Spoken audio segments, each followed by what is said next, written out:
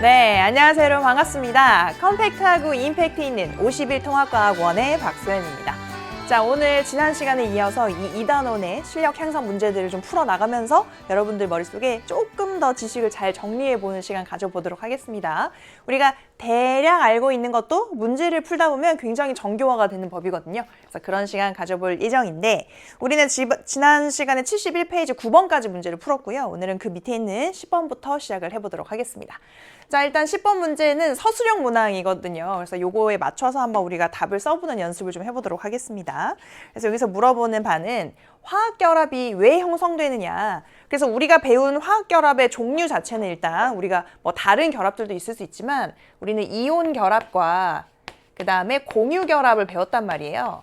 그러면 우리가 배웠던 이 결합들은 무언가 목적이, 비슷한 목적이 있었습니다. 어떤 목표에 도달하기 위해서 서로 취하는 방식이 조금씩 달라서 이온 결합 또는 공유 결합이라는 이름이 붙을 뿐이지 어떤 지향점은 같았다. 그러면 그 지향점이 무엇인지를 쓰란 얘기죠. 그런데 그 다음 용어를 포함해서 서술하라는 조건이 붙어 있습니다. 그래서 그 용어로는 18족 원소와 안정을 꼭 집어넣어라. 그래서 우리가 아무리 수려하게 글을 잘 쓰더라도 이 두 가지를 빼먹으면 분명히 감점을 당할 수밖에 없는 그런 상황이니까 일단 이 조건은 무조건 포함이 되도록 서술을 해야 된다라고 강조를 했었죠. 자, 그러면 화학결합이 형성된 이유가 뭐였었어요? 바로 우리는 안정해지고자 하는 그런 어떤 본성이 있기 때문에. 그래서 모든 원자들은 다 이 전자 껍질을 꽉 채워가지고 굉장히 안전한 상태의 전자 배치를 이루고자 하는 그런 속성이 있었다.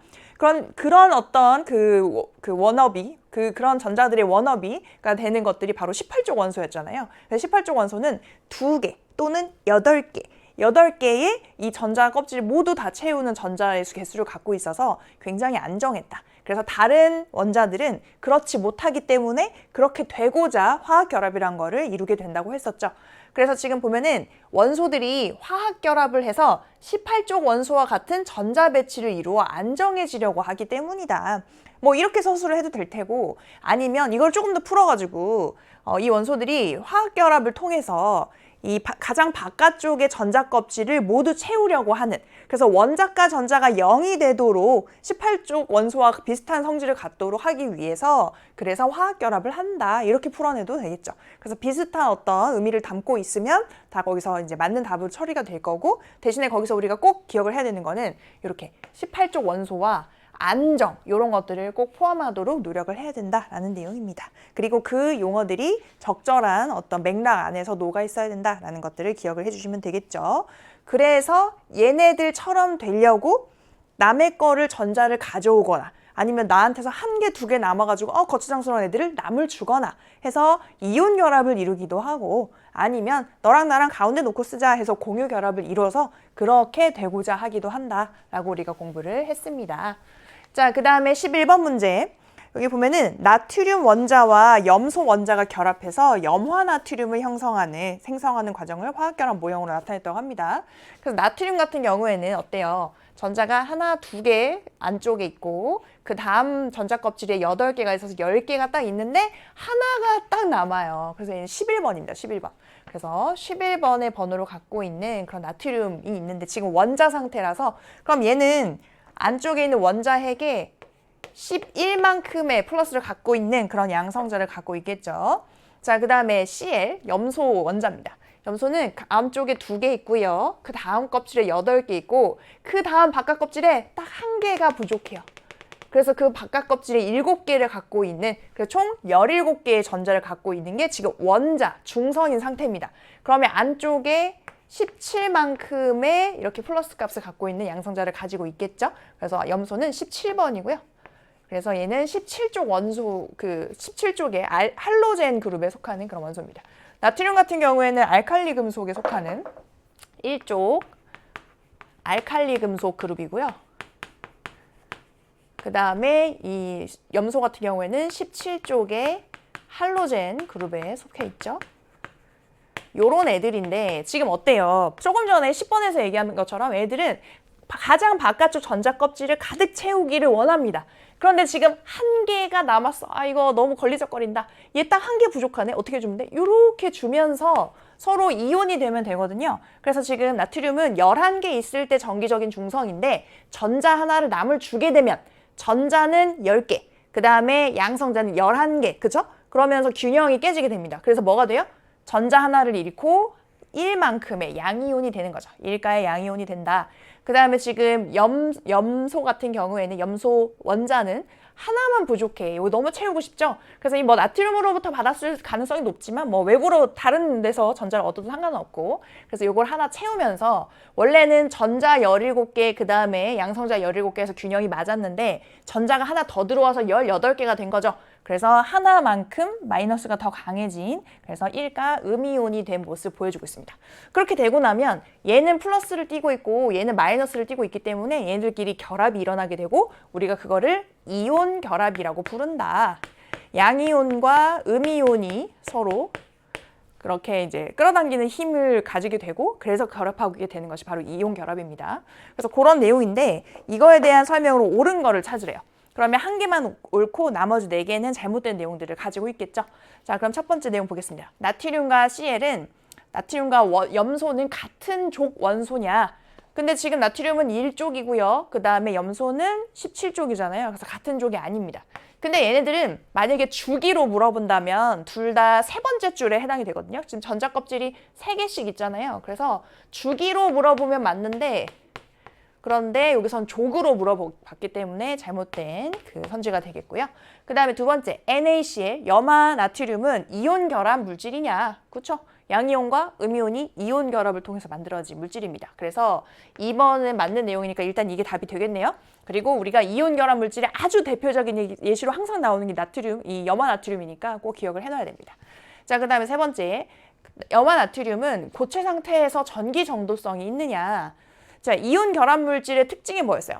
얘네들이 그냥 고체 상태 그대로 있을 때는 서로에게 너무 이렇게 붙들려 있기 때문에 이 전기를 전달할 수 있는 그런 전하가 이렇게 돌아다닐 수가 없다. 그래서 이 전하의 흐름을 만들어낼 수가 없기 때문에 고체 상태에서는 전기 전도성이 있다, 없다? 없다. 근데 언제는 있을 수 있다. 얘네들을 물에 녹인 수용액 상태에서는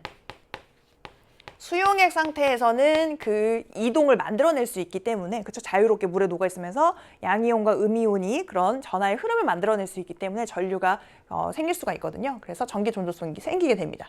근데 지금은 고체 상태로 물어봤기 때문에 잘못된 내용이고, 그 다음에 4번 Na와 Cl은 나트륨과 염소는 모두 비금속 원소인지 물어봤습니다.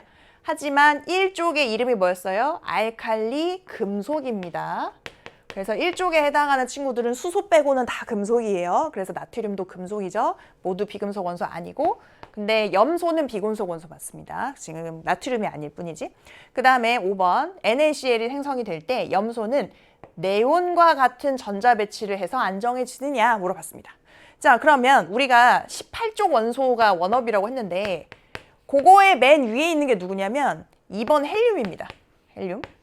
그 밑에 줄에 있는 애가 바로 네온이거든요.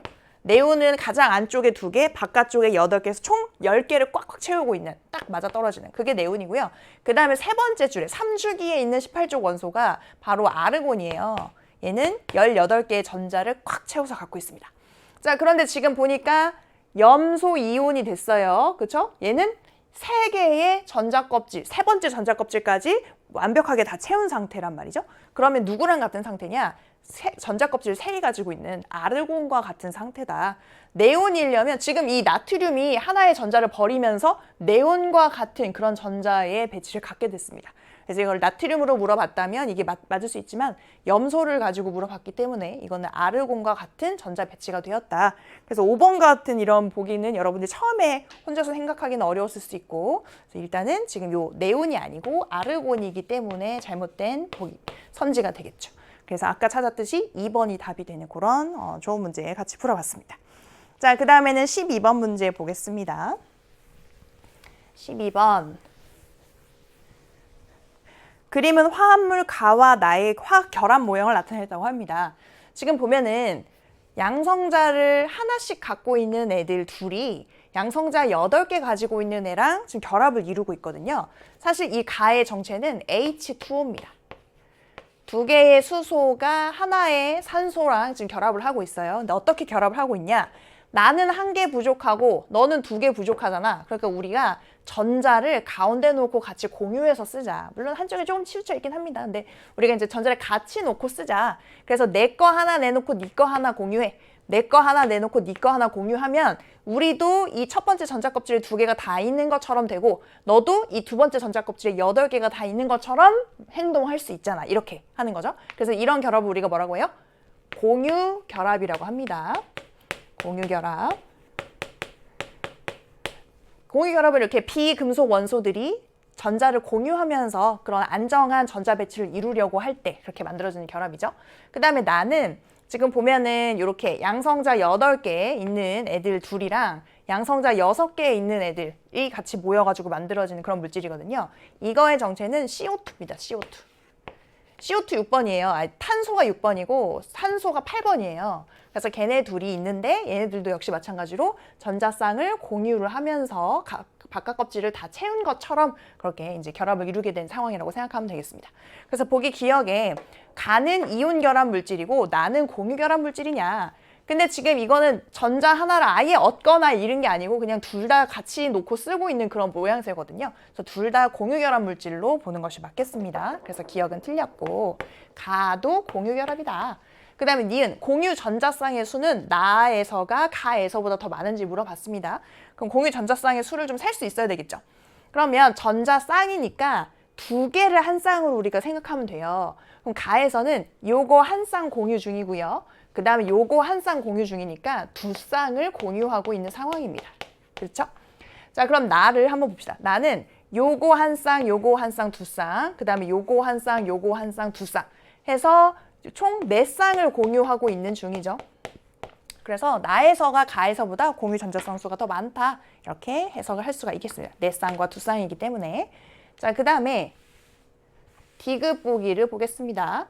가와 나의 구성 원소는 모두 비금속 원소냐. 그래서 지금 이 공유 결합 자체가 비금속 원소 사이에서 이 전자 배치를 안정하게 이루려고 할 때 일어나는 그런 결합의 종류이기 때문에 그래서 모두 비금속 원소고요. 만약에 그런 거를 모르고 있다고 하더라도 수소, 산소, 그 다음에 탄소 이런 것들이 우리가 알고 있는 금속에 해당되지는 않죠. 그렇죠?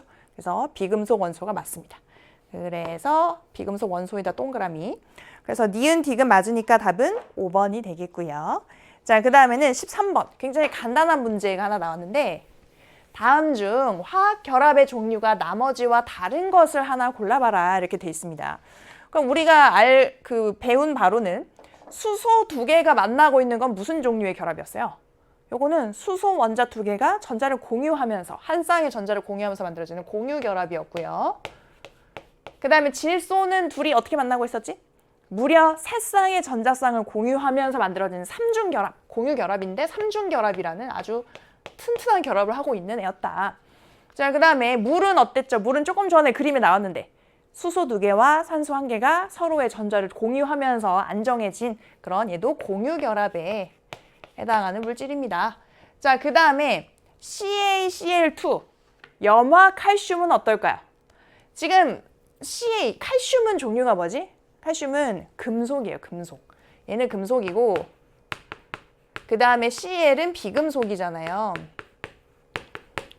그렇습니다. 그래서 칼슘 같은 경우에는 얘는 그 2족에 해당하는 그런 원소고요. 그 다음에 Cl은 17족 알칼리였죠.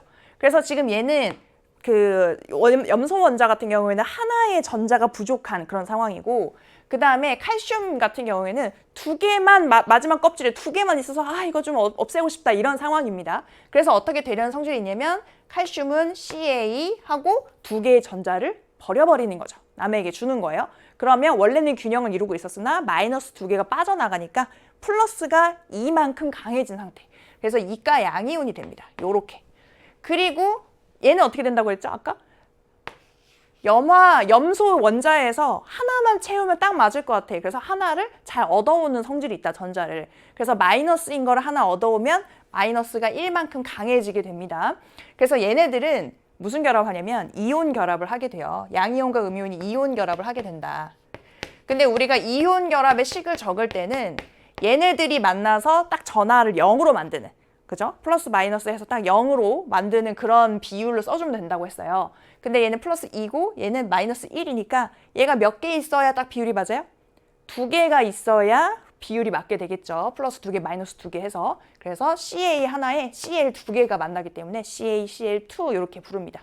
요거 자체가 하나의 이름이니까 그 뒤에다가 이렇게 E 붙여주면 요거 자체가 2개 있다는 뜻이 되는 거예요. 그렇게 해서 결합을 하는 이온 결합에 해당이 된다라는 거. 그럼 일단 얘가 답이 되겠죠. 그렇죠? 그 다음에 5번은 얘도 공유 결합입니다. 보면 탄소, 수소, 산소 이런 비금속들이 만나가지고 이렇게 분자를 이루고 있잖아요. 그래서 요거는 공유 결합 물질인데 얘 이름은 에탄올이라는 애고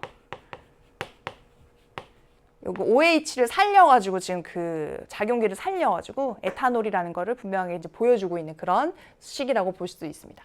아무튼 여기서는 공유 결합이냐 이온 결합이냐로 나눴을 때 4번만 혼자 다른 결합을 하고 있다. 4번이 답이 되겠고요. 자, 그 다음에 14번 문제 보겠습니다.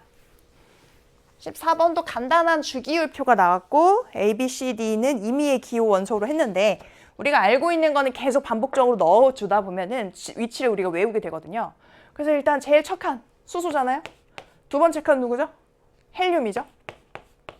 그 다음에 18쪽 원소는 이제 아주 안정한 워너비가 되는 친구들이니까 우리가 좀 외울만 한데 헬륨, 그 다음이 네온, 그 다음이 아르곤 이렇게 됩니다. 그 다음에 1쪽에 해당하는 알칼리 금속은 우리가 좀 공부를 했죠. 리튬, 나트륨, 칼륨, 루비디움, 세슘 이런 순으로 돼 있는데 그래서 2번에 해당하는 애가 리튬이고요. 그 다음이 나트륨이고 그 밑에 이제 칼륨이 있겠죠. 3주기에. 이렇게 돼 있고 그 다음에 17쪽에 해당하는 알칼리 금속도 할로젠 우리가 공부를 했죠. 할로젠의 제일 첫 칸, 2주기의 17쪽에 해당하는 첫 칸은 바로 플루오린이 들어가고요. 그 밑에는 뭐가 들어가죠? 그 밑에 CL이죠. 염소 여기 있고 그 밑에 칸에 4주기 가게 되면 브로민 그 밑에 뭐 아이오딘 이렇게 가게 됩니다. 근데 거기까지는 잘 나타나지 않으니까. 자, 그 다음에 지금 여기 B에 해당하는 자리가 누구냐면 얘는 16쪽이잖아요. 그러면 원자과 전자가 몇 개인 애들이야? 6개. 가장 바깥 껍질에 전자 6개를 가지고 있는 친구예요. 그리고 지금 2주기란 말이에요. 그러면 얘는 가운데 원자 핵이 있고 첫 번째 전자 껍질에 2개의 전자를 채우고 있는 상태인데 두 번째 전자 껍질까지 갖는 애고 거기에는 전자가 몇 개? 전자가 6개가 있어서 그래서 16쪽에 해당이 되는 그런 종류잖아요. 그럼 얘는 전자가 총 몇 개냐면 2개에 6개 해서 8번인 겁니다. 8번.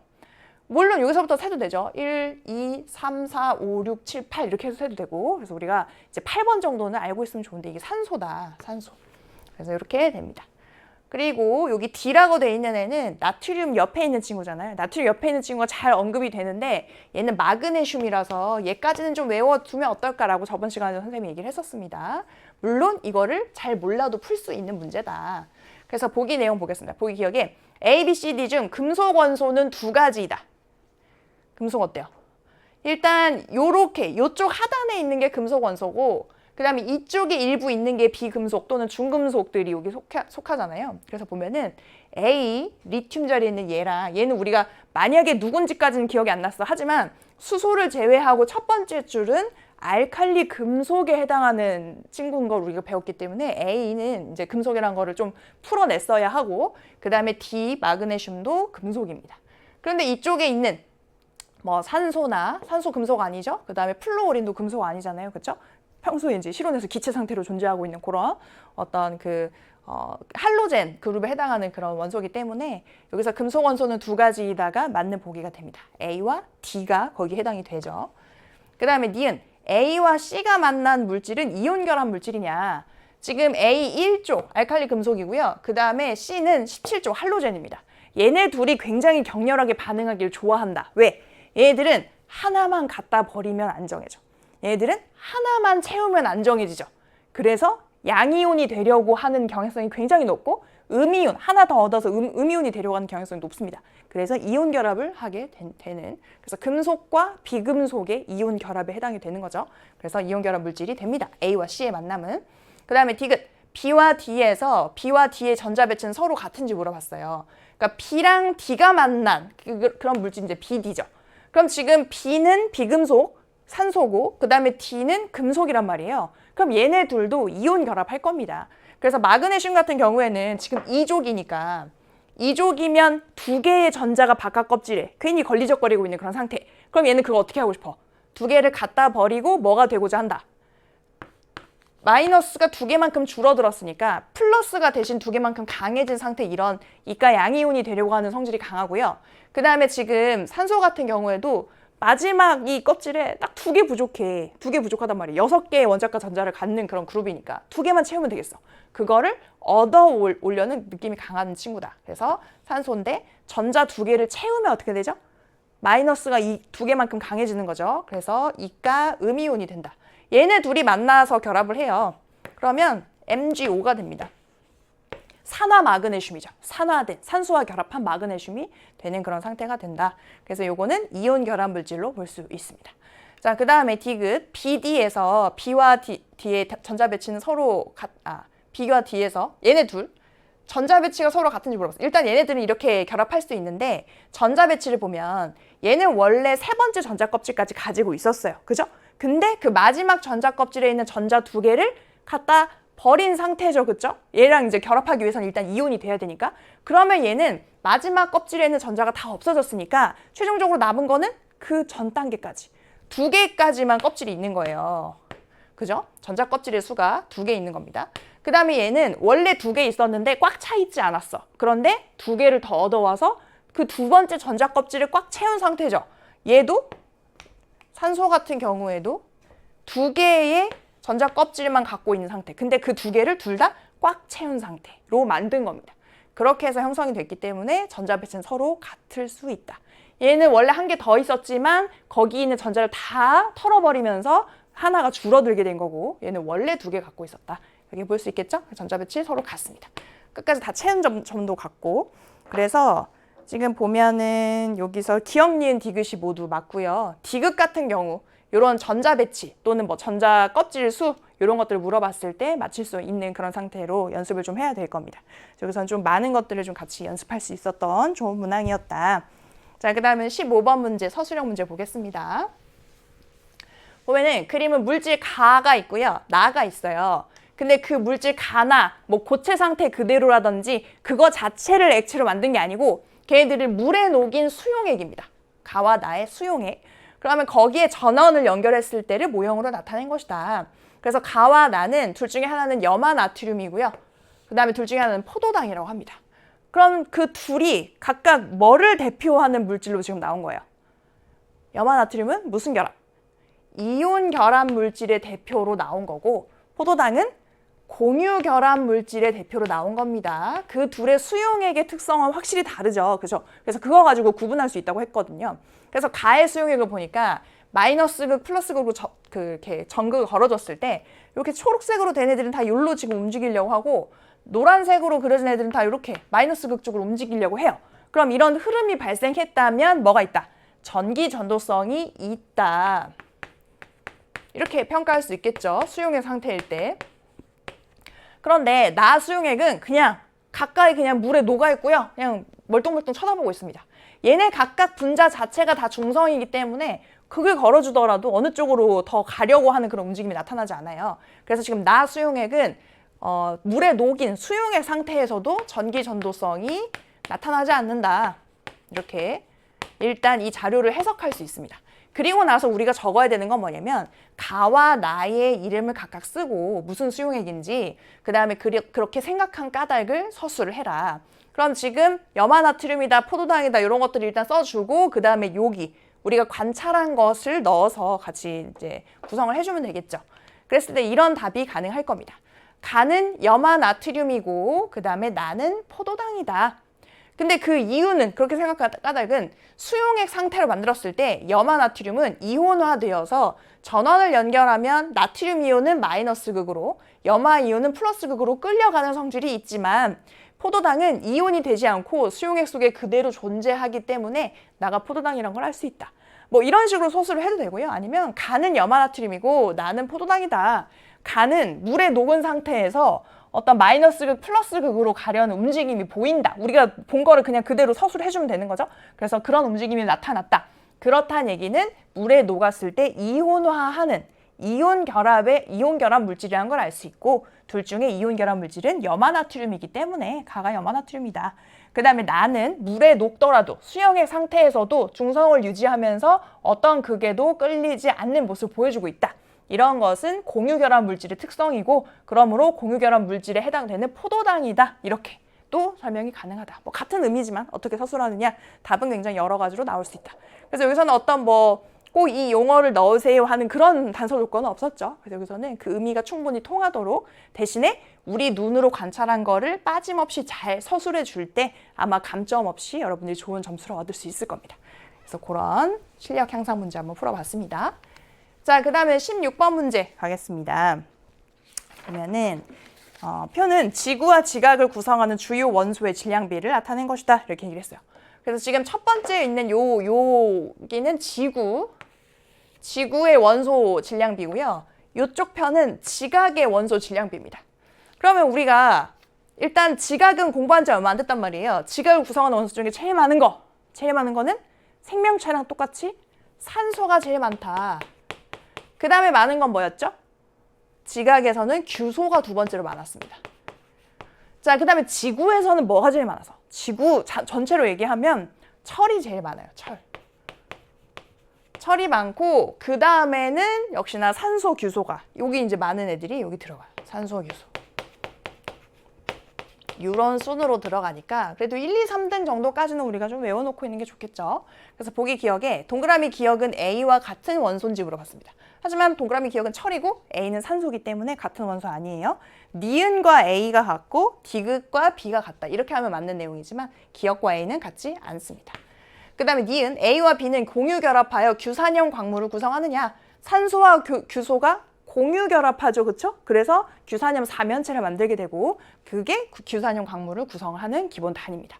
그래서 맞고 그 다음에 디귿 지구와 지각을 구성하는 원소의 대부분은 별의 내부에서 만들어진 것이냐.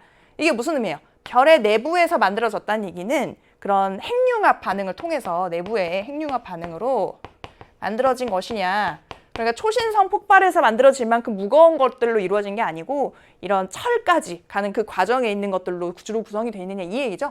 그래서 보면은 철이 지금 여기서 제일 무겁거든요. 얘가 26번인데 산소 같은 경우에는 8번이고 지금 나머지 있는 애들도 다 26번보다 더 가벼운 것들입니다. 그래서 여기에서는 지금 철로 가는 길에 만들어질 수 있는 그런 원소들로만 주로 구성이 되어 있는 걸 볼 수 있고 그래서 별의 내부에서 핵융합 반응을 통해서 만들어진 원소들로 주로 구성이 되어 있다. 이렇게 얘기할 수 있겠죠. 그래서 니은 디귿 맞으니까 답은 4번이 되겠습니다. 이런 식으로. 자, 그 다음에 17번 문제 서술형입니다. 지각과 생명체를 구성하는 원소 중 가장 많은 비율을 차지하는 공통적인 원소를 쓰고 그 까닭을 서술하시오. 선생님은 이 문항이 가장 어려운 문제라고 생각했어요. 왜? 뭘 써야 될지 굉장히 고민이 되는 그런 발문이죠. 그래서 일단 지각과 생명체를 구성하는 원소 중 가장 많은 비율을 차지하는 건 여기서 지구 아니고 지각, 요 껍데기로 한정이 됐으니까 그리고 생명체에서도 제일 많은 거는 산소란 말이에요. 산소. 자, 일단 첫 번째 답은 산소일 것이다. 그럼 그 까닭은 제일 많으니까요. 이렇게 제일 비율이 높으니까요. 이렇게 이런 걸 이제 써야 되나 싶었는데, 근데 선생님 이제 답을 보니까 여기서는 그거를 안정성, 어떤 반응성과 연관지어서 서술하시 이 정도 해주면 여러분들이 좀 쓸 수 있을 것 같더라고요. 그래서 그 까닭, 그 원소가 많이 존재하는 까닭을 반응성 측면에서 논하라 이렇게 하면 조금 이제 가이드가 될 것 같습니다. 그래서 그거를 써보자면 산소인데 산소는 수소, 탄소, 규소 등등 다른 원소와 함께 결합해서 다양한 물질을 만들 수 있기 때문에 산소의 반응성이 높거든요. 그래서 어떤 물질이라도 이렇게 결합을 하고자 하는 그런 반응을 하고자 하는 그런 그 경향성이 높은 그런 그 원소입니다. 그래서 다른 원소들과 결합한 상태로 굉장히 많이 존재한다는 거죠. 그래서 전체적인 그런 구성 비율에서 높은 순위를 차지할 수밖에 없다. 그런 느낌으로 이렇게 서술이 되어 있습니다. 그래서 한번 참고하시면 되겠고요. 자, 그 다음에는 18번 문제입니다. 여기 보면 그린 가와 나는 각각 지구와 사람을 구성하는 주요 원소의 질량비를 나타낸 것이다. 둘 중에 하나는 지구고 둘 중에 하나는 사람의 주요 원소 질량비라고 합니다. 그러면 지금 여기에 니은이 제일 많고 그 다음에 기역이거든요. 그 다음이 규소 마그네슘 니켈이에요. 사람 느낌 나요, 안 나요? 안 나죠. 규소 마그네슘 니켈 이런 게 우리 몸을 구성하는 주요 그 물질들은 아니란 말이에요. 그래서 가는 지구를 구성하는 그런 원소의 질량비에 해당이 될 거고, 지구에서 제일 많은 건 뭐였지? 지구 전체로 보면 외핵, 내핵 이런 것까지 다 포함해서 보면은 철이 제일 많다고 했습니다. 그 다음에 많은 게 산소예요. 그 다음에 규소, 마그네슘 뭐 이렇게 가는 거고, 그럼 나가 일단은 사람을 구성하는 원소의 질량비가 될 텐데, 사람에서 제일 많이 차지하는 거는 산소죠. 산소입니다. 그 다음이 탄소고요. 그 다음에 수소, 질소 뭐 이런 식으로 가게 되는 그런 산소, 탄소, 수소 이 정도까지는 여러분들이 좀 암기를 할 필요가 있다. 그래서 보기 기억에 동그라미 기역과 리을은 같은 원소인지 물어봤습니다. 기역 산소, 리을 산소니까 같은 원소 맞네요. 그 다음에 니은, 동그라미 니은, 철은 빅뱅 이후 우주 초기에 생성이 되느냐. 빅뱅 이후에 우주 초기에 생성이 되는 거는 뭐 수소, 헬륨 뭐 이 정도죠. 수소, 헬륨 뭐 이런 애들이고, 철 같은 경우에는 별의 진화 과정에서도 태양보다 훨씬 질량이 큰 별에서 마지막 단계에 만들어지는, 핵융합으로 마지막 단계에 만들어지는 그런 원소이기 때문에 우주 초기로 보기는 어렵다. 그래서 니은은 잘못됐고요. 그 다음에 디귿, 동그라미 디귿 탄소는 유기물의 기본 골격을 형성한다. 어때요? 우리 몸을, 생명체를 이루는 그런 물질들, 유기물 종류가 있는데 그 유기물을 구성하는 뼈대는 탄소라고 했습니다. 그래서 그런 물질들 자체를 부르는 이름이 탄소화합물이다. 탄소를 뼈대로 하는, 그렇게 해서 만들어진 다양한 물질들이 다 탄소화합물 종류에 속하게 된다. 그래서 탄소가 굉장히 중요한 역할을 하는 거였어요. 뼈대였다. 우리 건물로 치면 약간 철근 뭐 이런 느낌으로 이런 것들이 있어야 큰 분자도 구성이 되는 거였다. 탄소에 의해서. 그래서 맞는 내용입니다. 디귿 보기 중요한 의미를 담고 있는 그런 보기죠. 그래서 기역 디귿 맞으니까 답은 3번이 되겠습니다. 자, 그 다음에는 19번 문제. 19번은 그냥 봐도 누구예요, 이거는? 사면체, 규산염 사면체의 모습이 되겠습니다. 그림은 규산염 광물의 기본 구조를 나타낸 것이다. 그래서 얘를 지칭하자면 얘 이름은 규산염 사면체예요. 그럼 뭐랑 뭘로 이루어져 있을까요? 규소랑 산소로 이루어져 있겠죠? 그래서 비율은 규소 하나에 산소 4개가 이렇게 산소가 각 꼭지점에, 사면체 꼭지점에 이렇게 위치해 있는 것처럼 생긴 기본 단위체의 명칭입니다. 그래서 보기 기억에 A는 산소죠. 초신성 폭발에 의해서 생성된 원소냐. 그런데 산소는 그 핵융합 반응이 일어나는 과정에서 만들어질 수 있거든요. 그래서 그 철로 만들어지는 그 중간 과정에 있는 그 산소가 있습니다. 그래서 초신성 폭발에 의해서 생성된 게 아니고, 요거 초신성 폭발로는 철 이상의 더 무거운 원소들이 이런 과정을 통해서 만들어지는 거고, 얘는 핵융합 반응 과정에서도, 별의 진화 과정에서도 만들어질 수 있다. 그래서 기억은 틀렸고, 그 다음에 니은, B는 지각에서 가장 풍부한 원소냐. 어때요? 지각에서 가장 풍부한 건 A, 산소입니다. 그래서 A로 바꾸면 맞는 건데 지금 B로 물어봤기 때문에 잘못된 답이 되겠고요. 그럼 디귿, A와 B 사이의 결합은 공유결합이냐? 그렇습니다. 얘들이 지금 공유결합하고 있는 걸 선 하나로 지금 표현한 거거든요. 이 선 하나에는 전자쌍 한 개가 지금 공유되어서 같이 그 전자 껍질을 채우고 있는 느낌으로 같이 이제 배열되어 있는 거를 저렇게 선 하나로 나타내고 있다. 그래서 공유결합이 맞고, 그래서 디귿만 맞고 답은 3번이 되겠습니다. 자, 그 다음에 이제부터는 이 규산염 광물에 대해서 많이 나오는데, 방금 봤던 그림이 가에 그대로 들어가 있습니다. 그림 가는 규산염 사면체의 구조를 나는 어느 규산염 광물의 결합 구조를 나타낸 것이다. 그래서 가에서 뭐 규산염 사면체다라는 건 줬으니까 A가 뭐예요? A가 산소, B가 규소. 그 다음에 지금 이 나의 그림은 어떤 구조를 하고 있나요? 단사슬 2개가 또 가운데서 만나서 산소를 공유하고 있죠. 이 구조는 복사슬 구조라고 할 수 있습니다. 복사슬 구조. 보기 기억에 지각을 구성하는 원소의 질량비는 A, 산소가 B보다 크냐? 그러면 산소가 더 많냐? 이렇게 물어보는 거죠. 질량비로 봤을 때. 그렇습니다. 그래서 산소가 1등이니까. 그래서 기억 맞고. 그 다음에 니은, 휘석은 나와 같은 결합 구조를 가지느냐? 이제 이런 거 좀 우리가 외워줘야 되겠죠. 뭐 뒤에서도 계속 이런 것들을 물어볼 텐데 한번 정리하겠습니다. 그래서 우리가 이 규산염 사면체로 만들 수 있는 그런 광물의 결합 구조 종류는 독립형이 있고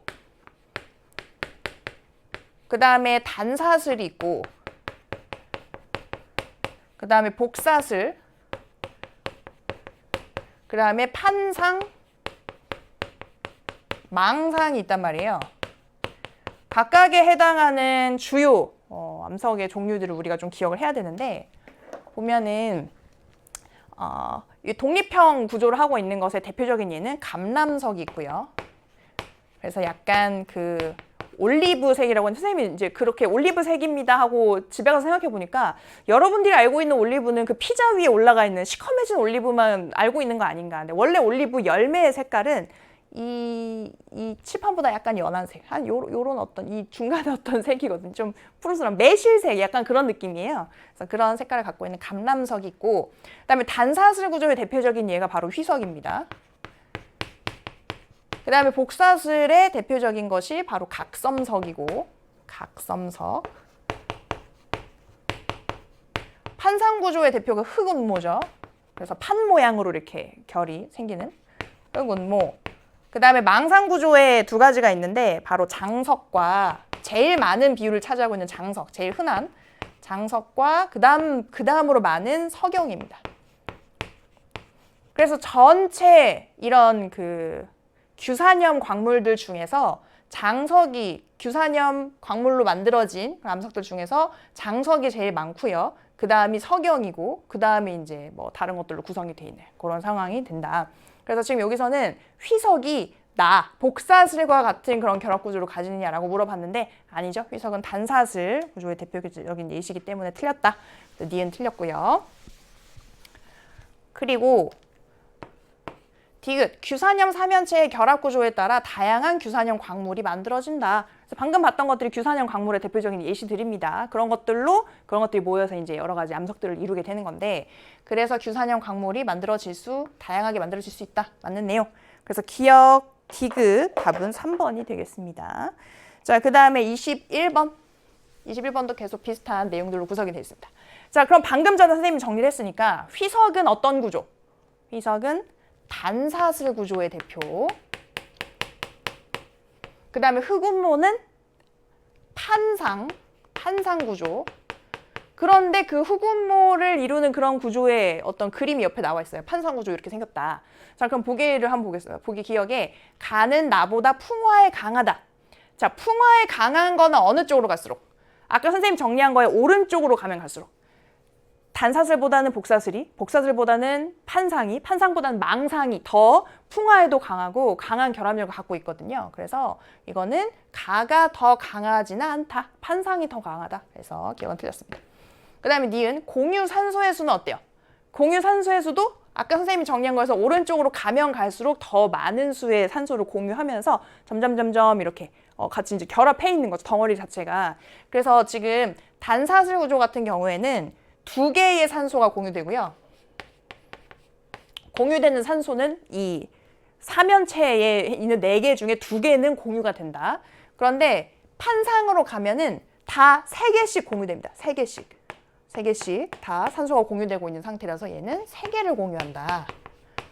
그래서 공유산소의 수는 가가 나보다 많은 건 아니죠. 나가 더 많죠. 그래서 니은 틀렸고요. 그 다음에 디귿. 나는 다와 같은 결합 구조의 광물이다. 나는 다와 같은 결합 구조의 광물이죠. 그렇죠? 맞는 내용입니다. 그래서 디귿 맞고 답은 2번이 문제. 자, 그 다음에 22번도 규산염 광물입니다. 보면 다음은 규산염 광물의 결합 방식에 대한 탐구 활동이고요. 그래서 지금 이거는 이제 모형을 만든 거죠. 도면과 끈을 이용해서 규산염 사면체 모형을 그냥 눈에 보이는 걸 만들어 봤다. 그리고 이거를 규칙성 있게 뭐 한 줄로 쭉 연결하든 뭐 2줄로 연결하든 뭐 이렇게 해가지고 연결을 해보는 그런 활동이다. 그랬을 때 사슬 모양으로 연결된 구조와 사슬 모양 2개가 연결된 구조가 만들어졌다. 그럼 기억, 니은에 해당하는 것들을 이제 간단히 얘기를 하자면 각각이 단사슬 구조와 그 다음에 복사슬 구조 되겠죠? 이렇게 된다. 그래서 보기 기억에 장석은 동그라미 기억과 같은 결합 구조로 만들어졌느냐. 장석 어디에 어디? 얘는 망상 망상 구조입니다. 그래서 가장 많은 4개의 산소를 다 공유하고 있는 그런 구조를 하고 있는. 그래서 장석과 석영이 망상 구조에 해당이 된다고 했죠. 그래서 단사슬과는 거리가 멀다. 기역과 같은 결합 구조로 만들어진 그런 광물은 누구? 휘석이 있다. 그래서 기역은 틀렸습니다. 그 다음에 니은, 규산염 삼연체 사이에 공유되는 산소수는 기역이 니은보다 많다. 일로 가면 갈수록 뭔가 이렇게 결합이 더 이렇게 커지면 뭔가 이렇게 판이 커질수록 그렇게 공유하는 산소수가 많아지기 때문에 그렇게 복잡한 구조를 이루게 되는 거거든요. 그래서 한 줄로 쭉 연결된 것보다는 2줄인 게 더 많이 공유하는 거고, 그거보다는 아예 판 모양으로 전체적으로 공유하고 있는 게 더 많은 거고, 그 다음에는 꼭지점, 마지막 꼭지점에 있는 것까지 연결 다 해가지고 망상을 하고 있는 게 공유하고 있는 산소수는 점점 많아지는 거고. 그래서 공유 산소수는 단사슬보다 복사슬이 많아야 되는데 기역이 더 많은지 이렇게 묻고 있기 때문에 이거는 잘못된 해석이다라고 분석할 수 있겠죠. 단사슬 구조 같은 경우에는 몇 개를 공유한다고? 단사슬은 2개의 산소를 공유합니다. 그런데 복사슬은 아까는 단사슬과 판상을 이렇게 비유를 좀 했단 말이에요. 판상은 그냥 3개를 공유하는데 판상과 망상이 있을 때 판상은 3개의 산소를 공유하고 망상은 4개 다 갖고 있는 산소 다 공유하는 형태가 망상이죠. 근데 복사슬은 이것과 이것의 사이 2개를 공유하는 애도 있고 3개를 공유하는 애도 있습니다. 2개 또는 3개, 2개나 3개를 공유하게 된다. 그래서 복사슬이 조금 더 공유하는 산소수는 많다고 볼 수 있다. 그 다음에 디귿, 니은과 같은 결합 구조로 이루어진 강물은 쪼개지는 성질이 있는지 물어봤습니다. 그래서 우리가 배운 거 중에 깨지는 애들만 정리를 좀 해보면 되겠죠. 깨짐. 쪼개진다는 건 어떤 그 결이 정해져 있는 어떤 그런 방향이 있는 거고, 깨지는 거는 그런 거 없이, 규칙성 없이 그렇게 그 조각이 나는 걸 깨진다고 하는데, 그런 게 바로 독립형 구조. 이렇게 공유하는 산소 없이 독립적으로 삼연체가 하나씩 다 존재를 할 때 독립형 구조거나, 그 다음에 우리가 배운 거 중에는 망상 구조인데 그 중에서 장석 말고 석영은 깨지는 그런 구조를 갖고 있었다. 그거 외에 단사슬 예시로 봤던 이제 뭐 시석이나 그 다음에 복사슬에서 나왔던 그런 각섬석이나 아니면 판상의 예시로 나왔던 흑운모라든지 망상 중에서도 장석 같은 애들은 그런 쪼개지는 경향성을 갖고 있습니다. 그래서 깨지는 것만 따로 정리를 좀 해놓으면 오히려 구분하기가 좀 쉽다. 그래서 니은은 복사슬이고 얘는 쪼개지겠죠. 깨짐에 해당되는 애들이 아니니까. 그래서 쪼개지는 성질이 있다. 디귿만 맞는 보기 되겠습니다. 답은 2번. 그 다음에 23번입니다. 중요 표시 붙었고, 보니까 가나다는 여러 규산염 광물의 구조를 나타낸 것이다. 가는 뭐예요? 이 규산염 삼연체가 그냥 혼자 있단 말이에요. 그러면 지금 얘가 이제 규산 삼연체 상태로 있을 때는 음이온, 그 마이너스 전하를 띠게 되는데 얘들이 옆에 있는 양이온들과 이렇게 결합하게 되면서 독립형 구조를 갖고 있게 됩니다. 이런 상태일 때는. 그 다음에 나는 한 줄에 이렇게, 이게 2줄이라고 보면 안 되고 그냥 이렇게 반복되면서 한 줄기로 이렇게 연결이 돼 있는 거거든요. 그래서 나의 그러면 단사슬 모습. 그 다음에 단은 어떠냐면 4개의 산소가 모두 공유되고 있는 망상 구조를 보여주고 있다. 자, 그럼 이거에 대해서 우리는 뭘 찾아야 되냐면 옳은 거를 찾아야 된대요. 그럼 4개는 터무니없는 소리를 하고 있겠죠. 그 선지 1번입니다. 가의 독립형의 대표적인 광물은 석영이냐? 터무니없죠. 석영은 망상 구조에 해당이 되기 때문에. 가의 대표적인 광물은 뭐예요? 독립형. 감람석입니다. 감람석. 그 다음에 단사슬 구조의 대표적인 것은 휘석이고, 그 다음에 2번, 나는 복사슬 구조냐? 약간 헷갈릴 수 있어요. 2줄처럼 보이니까 아니다. 이거 한 개로 사슬이 이어진 거다. 그래서 복사슬 아닙니다. 그 다음에 3번, 단은 인접한 규산염 삼연체들이 산소 2개를 공유하느냐? 뭔가 언뜻 뭐 그럴 것 같기도 한데 그게 아니고 가지고 있는 산소 4개가 모두 공유되어서 가장 최대치로 공유되고 있는 형태가 망상이라고 했어요. 그래서 2개가 아니고 4개가 공유되어 있는 형태이기 때문에 3번 틀렸습니다. 그 다음에 4번, 가나다 중에 풍화의 가장 강한 광물의 결합 구조는 어때요? 이쪽으로 가면 갈수록 이렇게나 단단히 잡고 있는데 강하게 생겼잖아요. 그렇죠? 하나씩 있는 것보다. 그래서 가가 아니고 다로 갈수록 강하다.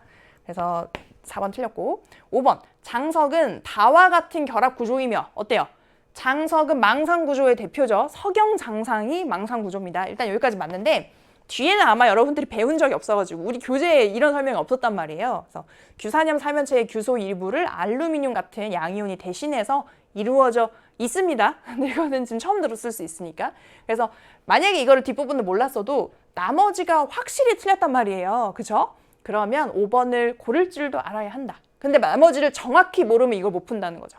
그래서 이거는 일단 앞에까지 알았으면 훌륭하다. 그래서 5번 맞습니다. 답은 5번. 자, 그 다음에 24번. 요거는 사실 그려져 있는 것 자체는 누구예요? 이름이? 이거 아미노산의 구조잖아요. 근데 문항이 아미노산이나 단백질에 대해서 묻는 문항이 아니더라고요. 해설지를 읽어보니까. 그래서 그림은 생명체를 구성하는 탄소 화합물 중 하나를 나타낸 것이다. 그래서 단백질에 대해서 묻겠거니 했는데 그냥 뭐 해설지는 그냥 이 탄소 화합물 전체에 대해서 풀이를 하고 있었습니다. 일단 얘는 아미노산이 맞고요. 아미노산은 아미노기와 카복실기가 공통 구조를 이루고 있고 그 다음에 가운데는 이 4개의 결합을 할 수 있는 탄소가 반드시 있고요. 그리고 밑에 수소 있는 거 요거까지는 다 아미노산의 기본 구조인데 이 위에 달려있는 이 작용기의 종류가 뭐냐에 따라서 아미노산의 종류가 20개 정도로 이제 달라질 수 있다. 그런 건 우리가 배운 내용이거든요. 근데 뭐 아미노산으로 국한하지 않아도 단위체의 중심 원소는 지금 수소예요? 아닙니다. 탄소입니다. 지금 무슨 화합물이니까? 탄소 화합물이니까. 탄소를 기본 골격으로 하는 그런 화합물이라서 아니다. 그 다음에 니은 단위체가 결합해서 고분자 물질이 형성이 된다. 그죠? 이 아미노산이 쭉쭉 결합하면 이제 단백질, 폴리펩타이드가 되면서 잘 접히면 단백질이 되는 거고 그 다음에 뭐 뉴클레오타이드가 쭉쭉쭉쭉 연결이 되면은 핵산이 되는 거고 그래서 맞습니다.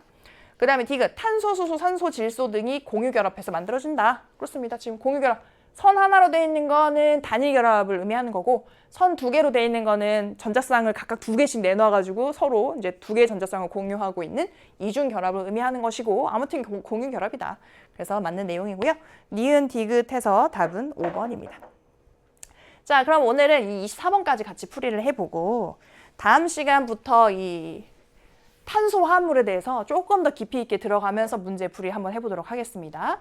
그래서 다음 시간에 우리가 그럼 같이 풀이를 하려면 단백질이라든지 핵산에 대해서 여러분이 조금 더 공부한 상태로 오면 선생님의 설명을 잘 이해할 수가 있겠죠. 자, 그러면 오늘 고생 많이 하셨고요. 다음 시간에 이어서 문제 풀이 시도해 보도록 하겠습니다.